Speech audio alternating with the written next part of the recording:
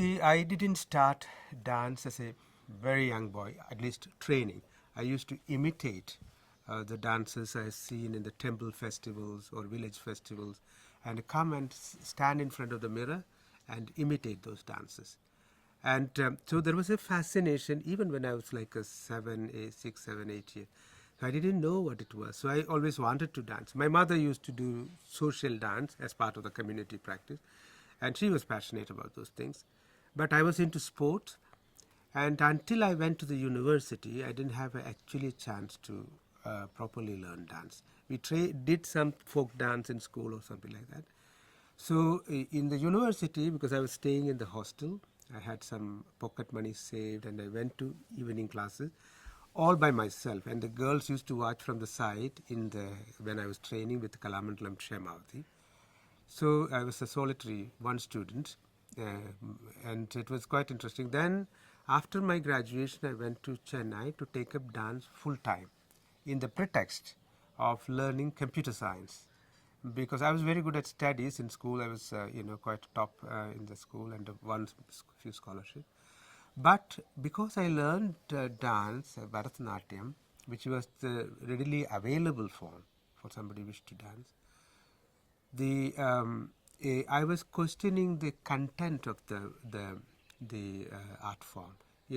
What kind of relationship these content, like for example, Krishna stealing butter or a girl pining for her beloved.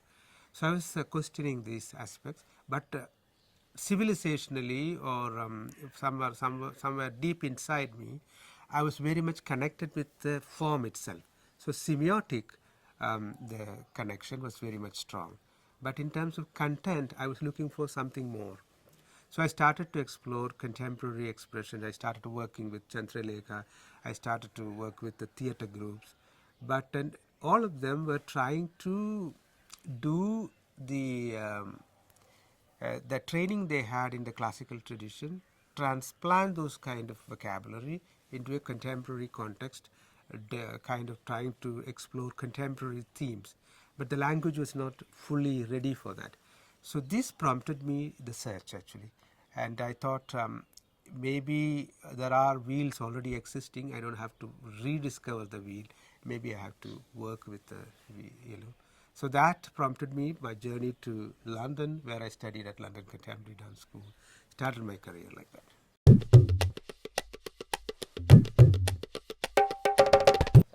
The term artakalari, which means actually autumn is performance in most of the Dravidian languages, and kalari is an arena. So we coined the word together. I was discussing with some poets, and also then we coined the word Attakalari as a kind of an arena for performance or materialization of performance. So this is Kalaripayattu is actually done in a kind of 42 feet long and 21 feet wide, a ditch in the floor. And the arena is particularly constructed, and there is a kind of cosmology, at least in the minds of the practitioners. So it is a place where time and space is invested in or projected onto. The 12 corners of the Kalari is represented by the 12 months. So a representation of the time is there. Then also the deities of the Kalaripayattu and also the previous masters are invoked. So the energies of the past are invoked. And the idea is that this rectangular form, like in Vastu, is the geometric representation of the universe, and the time is also represented. And the body itself is considered as a microcosm. So in a way, this internal imagery linking to the external world and driving the kind of movement in terms of images. And then the training process in Kalaripayattu is also very neurocentric. In other words, it's not very Cartesian. So in Cartesian ideas, if I have to move an arm, this muscle contracts and these two levers are pulled together.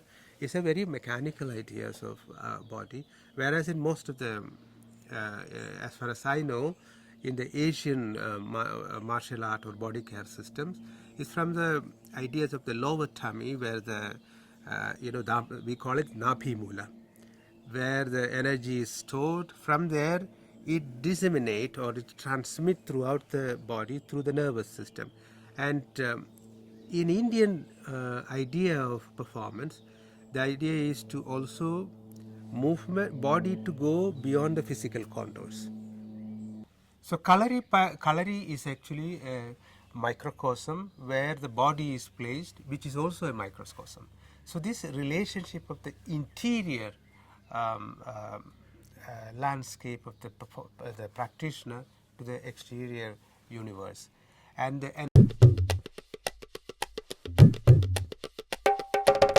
for me, identities are a complex kind of entity. It is not a static one. It is multi-layered, and it is a dynamic one, constantly in the making. The production of these identities and imagination is through a process where you have sometimes trying to gain access to the inherited knowledge, which is our tradition, heritage, and the kind of thing passed on as a civilizational knowledge from the geographical or cultural location where you are from. But as human beings, we are also seeking information, knowledge, experiences beyond our immediate locale, whether it is physical locale, intellectual, or experiential, whatever. So, and this process, where these knowledges or information or the experiences gravitate towards, for me, it is gravitated towards an emerging kind of identity I would say, a global Indian identity, which is very local but also global. See, in the past, we were used to look at knowledges when the Europeans went through to the world, and the information from other places were gravitating towards a kind of growing European identity. I think there is a renegotiation of spaces now in the world, and these spaces are, everybody is trying to see how to develop their own sense of identity with information from other cultures. So, for example, if a writer is writing in India, so if he is only learning Mahabharata, Ramayana, and the historical texts alone, I think he will be poorer in his literary kind of horizon. In fact, they are interested in looking at the world literature and the structures and devices the other great writers use.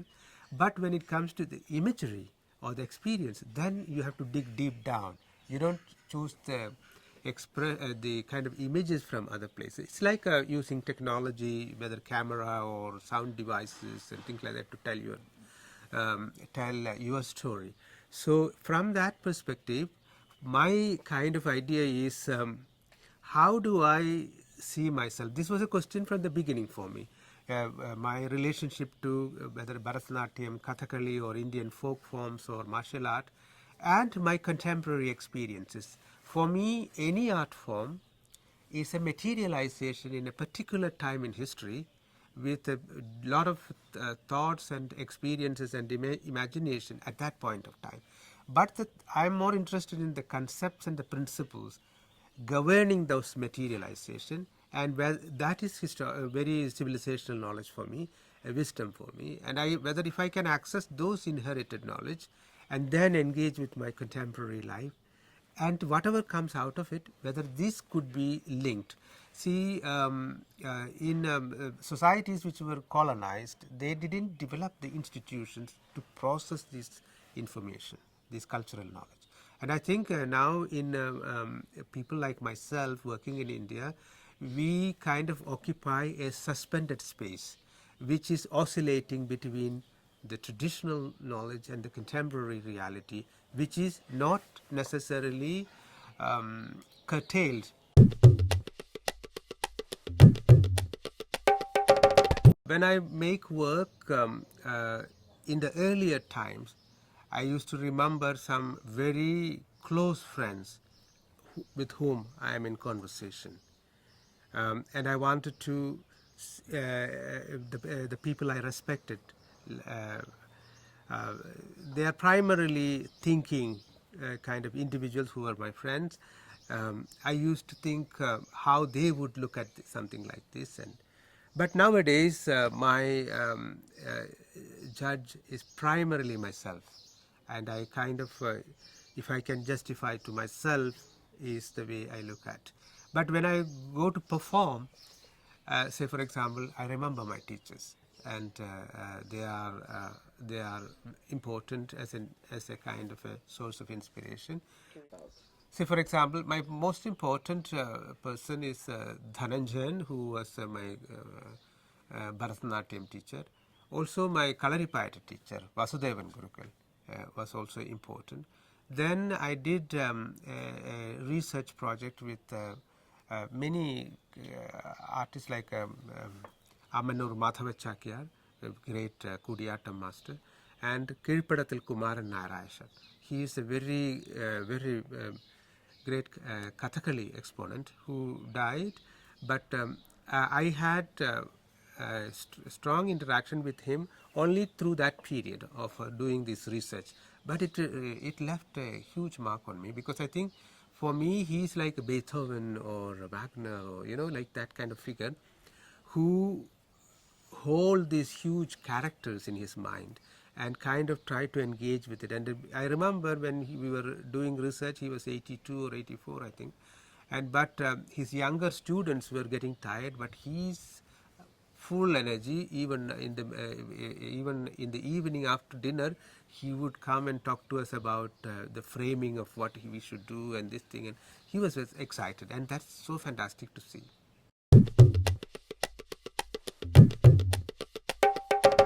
When I was training, for me, that teacher or submitting to that teacher was very important. So I remember, like for example, when I came to Chennai to study Bharatanatyam, I was staying in a lodge. Every morning, I will set off in search of my teacher. So I had some names, but I didn't know anybody. So I went to Kalakshetra, I went to Padma Subramanya, I went to Chitra Vishweshwaran, I went to Vempati Chinnasatyam, Adayar Lakshman, Sudharani Raghupati, many teachers. And finally, when I saw Dhananjayan sir, I felt this is my teacher. And so I decided to study. So for me, it was important to submit myself fully. It's almost like a vessel to receive water. You can't be, do things on your own volition and determination, but actually to allow this transmission of knowledge. That was important. Same with when I studied Kathakali with Janardhanan sir, and then also in Unai Warrior Kala Nilayam in Irinjalakuda, or Kalaripayattu with Vasudevan Gurukul. This part was very important. But when I create my own work, this idea of my own loyalty to the teacher or my respect to the teacher won't come in the way, because there I have to be honest with myself. And I think it is not about the knowledge, it's about your vision, your experience, and your creativity. There I have to be completely honest with myself. In the training, it was super honest. See, because that was my reality at that time. But if I have to create a work, then it's a different hat altogether, because it is digging deep into your own personal experiences, digging deep into your own memories and your imagination.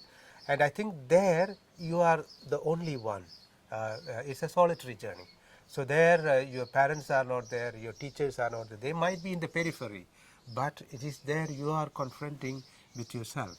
And I think that is very important. And that is has not taken away my respect to my teachers at all. And in fact, my teachers, whether it is Dhananjayan sir, even Balagopal sir, or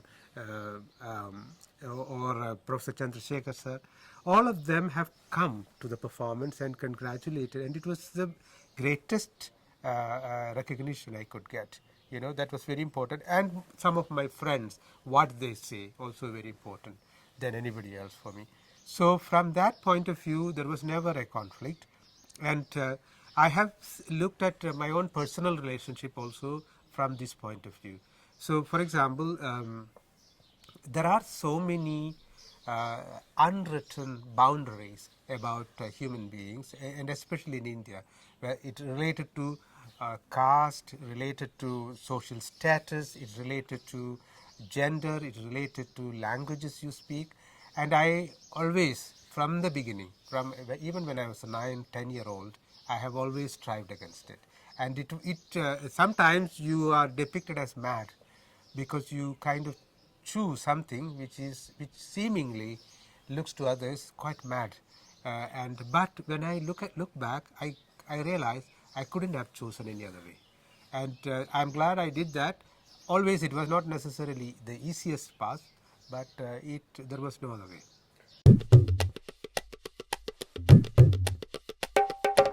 For me, the idea of God or spirituality is slightly different.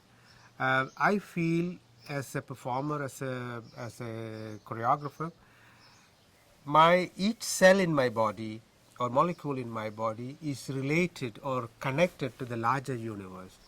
And I feel this connection to the larger universal energy, where I feel I'm a little tiny little part.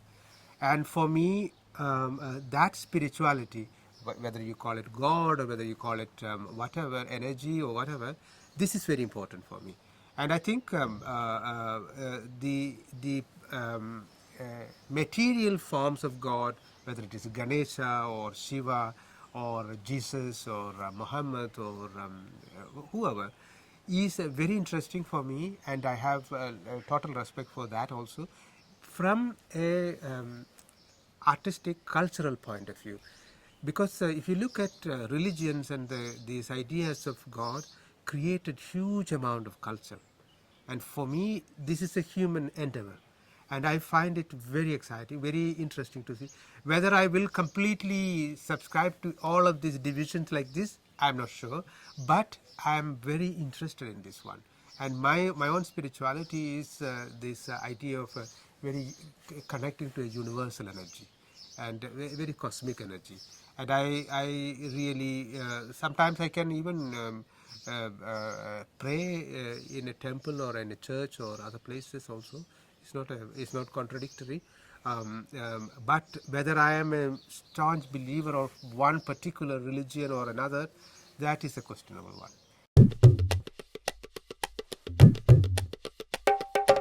For me, even our rehearsal place, I tell dancers, is sacred. So what is sacred, you can decide for yourself. Even before performance, we pray. And each individual, we pray with breath, we pray with sound. And then individual person pray with their own devices, their own gods or whatever they wish to, or maybe their teachers or whatever. So for me, the idea is actually focusing oneself, being humble, and trying to relate to other people in the universe from that point of view. And whichever form, whichever God or whichever energy you want to call it is completely fine. So when you go to a temple, there is an energy. And if you are sensitive to energies, if in the vicinity of other people, if you are sensitive to their energy, you will be acting in particular way. It's a question of how you how you are. Like in the temple, you don't go and spit or whatever, other thing.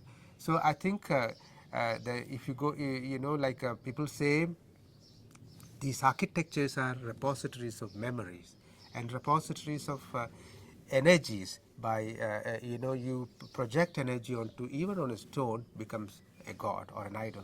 So when you go in the temple from one side to the other, each part is revealed to you when you go around. And if you go to some of the great churches or the mosque, the same. And I think even when I went to Jerusalem, I felt there's a tremendous energy in this place. You can see it in Tiruvannamalai, for example. And in one of our production, we danced in those temples and filmed and as part of the production. So I'm very much in connection with this from an energy point of view, because in the places call you back, like people call you back because they have an energy, or you invest an energy in them. So you create a bond. For me as an artist, this is very important, and how you feel, how you organize your body, how you organize your energy in line with these kind of manifestations of energy.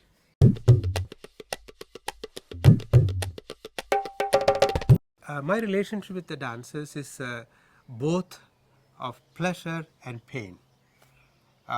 Pain in the sense, pleasure in the sense when they achieve the exactly what you're thinking, it's pleasurable to look at. But when the body is moving slightly in discord with what you're, I get the pain in my body. And I think the process of training for me is very much image oriented and conceptual. So I don't want dancers to imitate certain things. I'm trying to say this is the line. Say for example, if a line passing through the body, so you just have to imagine it goes beyond the physical contours. So for a dancer, you have to inhabit in spaces beyond the physical contours. So we use the focus of the eye, the breath, and the organization of the cells in the, or the musculature in the body to do this. So that training process, what we call it as actual creation or a production of a performer's body, the construction of a performer's body is quite a process. Great masters say when you, before you perform, your body is empty so that it can, images can inhabit in that. So this process, how to make the body neutral and how to make it very receptive to the energy changes is the key training process. So we use many different things, whether it is from traditional training practices from Kalaripayattu to Capoeira to ballet to contemporary dance to Bharatanatyam or Kuchipudi, but or yoga. But actually the idea is how to develop the facilities in the body, and so that you are able to transform the body according to the vision or the image you have. So in that process, dancers bring a lot to the work. So they improvise, we give a structured improvisation, and from that I pick up sometimes the movement, or sometimes I give the movement, precisely correct them. But overall, these movements are organized with the principles and concepts from the from many of these Indian traditions. Whether movement or sound come first, I would say actually movement and sound can almost go together, transforming each other. But I would say another angle, whether it's whether it is the material, whether it's movement, sound, or visual projection or light comes first, or the concept. For me, this journey begins from both ends. Concept is here, your tools, toolkit, whether movement, sound, or visual projections, or costumes, or lighting, another side. And they have to travel from both sides together, and at some point they come together. And that point where they make this interconnection of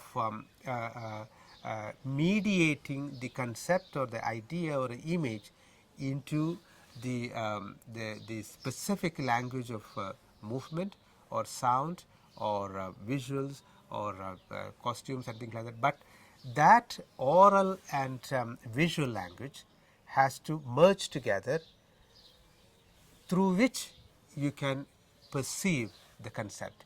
It's almost like Howard Hodgkin or some of the great abstract painters. They say they paint few colors and say call it Italian summer. So which means the experience has to be revisited or re-evoked by the just the tools of these colors, the combination of the colors. For dance is also a bit like that, visual poetry, where it is suggestive. There are milestones through which you can navigate. But that is not necessarily an exclusive journey. You can also journey different ways according to the experience or your particular background as an audience. So that is the beauty of dance. Like in haiku poetry, a distant land, a full moon, and a hut, a woman standing in front. You get a huge landscape, huge vision by just few words. Something like this, dance also has to do that, just that little pointers where the audience can journey, calling their own imagination. For me, that is the most important. Like in Natyashastra, they call it that is the creation of rasa between the transaction of the creator or the performer and the receiver.